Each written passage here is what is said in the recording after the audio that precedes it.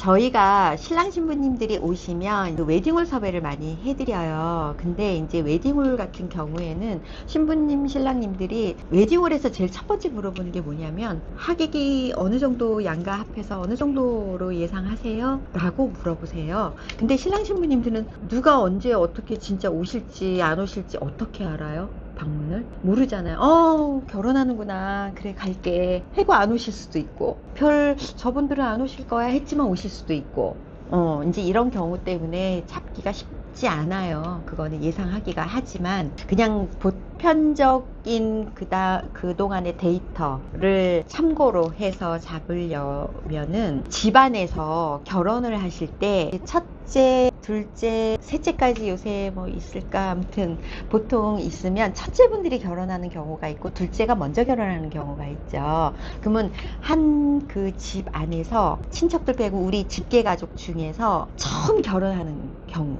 이걸 개혼이라고 해요. 집안에서 열었다 해서 개혼. 그래서 첫 결혼일 경우에, 개혼일 경우에는 아무래도 부모님들이 많이 결혼식을 다녀보셨을 거 아니에요.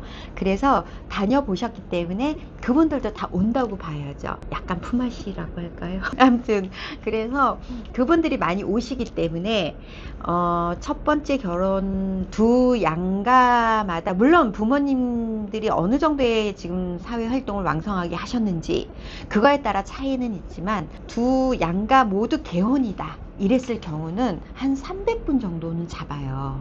물론 그 이상이 될 수도 있고 그거보다 좀 작을 수 있지만 제일 많이 오신다고 봐요. 근데 우리 언니가 1년 전에 결혼했어요 이랬을 경우는 약간 또 반감이 되겠죠. 우리 직계 가족 중에 제가 막내이자 두 번째 결혼이에요 이랬을 경우는 하객이 그만큼 또 확 줄어든다고 보셔야죠. 이랬을 경우는 뭐 한 200분 정도, 아니면 150분?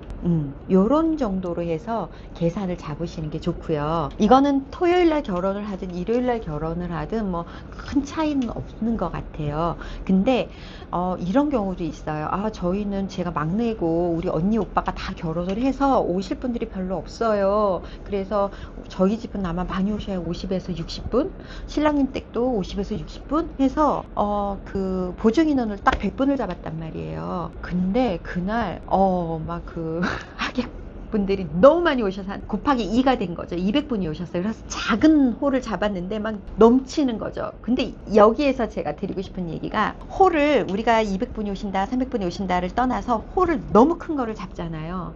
그럼 상대적으로 하객이 되게 없어 보여요. 근데 너무 작은 홀을 잡으면 또 너무 완전 시장바닥 같죠. 근데 오히려 작은 홀을 잡아서 막 하객이 많아 보이는 게, 여기 손님 많구나 이런 느낌을 또 받을 수는 있거든요. 근데 다 서서 있게 하면 또 이건 실례니까. 그래서 아까 말씀드리던 걸로 돌아가서 이분들은 곱하기 2배가 오신 거잖아요. 그래서 하객분들이 웨딩홀들에서는 100분이 오신다 그럼 플러스 뭐 알파를 만들어 놓긴 하지만 한 여유분을 한 20에서 30분 정도까지만 만들어요. 근데 곱하기 2가 됐다면 식사를 못하고 돌아가시는 경우도 많으면 이거는 굉장히 신뢰가 되는 거죠. 그런 경우도 있기는 해요. 물론 케이스가 그렇게 많은 건 아니지만 예상했던 범위 내에서 안에 거의 들어오기는 해요. 조금 마이너스가 될 수도 있고 플러스가 될 수도 있고. 그래서 여기에다가 그러면 하객이 예를 들어서 200분 정도 예상을 했어요. 그래서 웨딩홀에다가 저희 보증 인원 이만큼은 오십니다 하고 보증을 해야 되는 보증 인원을 200분을 잡아요.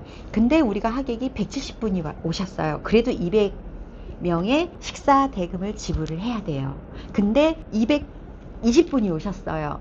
그러면은 적게 왔을 때는 보증인원 걸 다 받아놓고 20분이 더 오버가 됐으면 그거를 조금 안 내도 되나? 천만에요. 한 분이라도 더 왔으면 그 값을 다 치러야 돼요. 요게 조금 신부님들이 안 왔으면 덜 받든지, 안 온 거는 원래대로 다 받고, 더 많이 왔으면 한 사람 한 사람 것까지 다 따져서 받고, 조금 그렇죠. 그런 경우가 있고. 그래서 대관료가, 예전엔 대관료가 없는 경우가 많았는데 요새는 뭐 거의 다 대관료는 다 받으니까, 대관료가 예를 들어서 300만 원이었다 홀 사용료라고 하죠. 그 안에는 뭐 홍구용품, 뭐 성원선언문, 부모님들 장갑 이런 게 다 포함이 되어 있기는 해요. 그래서 대관료가 300만 원이다 그리고 밥값이 예를 들어서 6만 원이었다 그러면 내가 200명을 하객 보증 인원을 잡았으면 6만 원씩 곱하기 200 하면 1200이 되는 거죠. 그리고 대관료가 600이었다. 그러면 이제 웨딩홀에 들어가는 거는 1800만 원 이라고 잡으면 여기서 끝이 아니고, 이제 어떤 경우에는 음주류가 별도인 곳이 있고요. 음주류가 그 안에 다 포함이 되어 있는 경우도 있고, 요것도 웨딩홀 계약하시기 전에 정확하게 웨딩홀하고 확실하게 계약서에 기재를 해주셔야 나중에 혼선이 없어요. 웨딩홀들은 이제 신부님들한테 이렇게 그 서비스 품목 이런 것들을 이제 그때 때에 따라서 많이 이렇게 하는데, 신부님들이 이제 이런 경우, 우리도 일반 음식점이나 이런 데 갔을 때 말 한마디라도 예쁘게 하는 사람은 하나라도 더 주고 싶잖아요. 근데 내가 얕보이기 싫어, 그래서 하나하나 막 까맣게 따지고 이러면 저 사람이 나를 얕보지 못하고